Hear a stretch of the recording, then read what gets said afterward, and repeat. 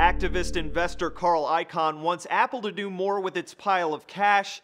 Again, in an open letter published Thursday, Icahn maintains the company is undervalued and would do well to buy back its own stock. The basic gist of this, of course, comes back to this idea of using up some of its extra cash. Icahn talks about the persistently excessive liquidity of $133 billion net cash on Apple's balance sheet. Icahn writes, the more shares repurchased now, the more each remaining shareholder will benefit from that earnings growth.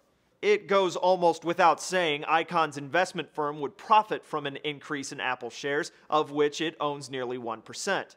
This is shareholder democracy. He's got 3 votes that he thinks he has versus 1. If I were reading this and I were Tim Cook, I would say, will you please give me a break? Which seems to be Apple's take as well. Its response reads in part, as we've said before, we will review the program annually and take into account the input from all of our shareholders. And the rest of the tech press isn't surprised to see Icahn pushing for a buyback. He did the same thing in December of last year, going so far as to attempt a shareholder proxy vote on the issue.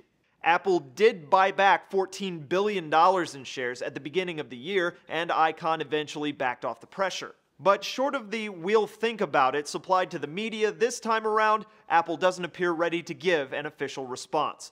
For Newsy, I'm Cliff Judy.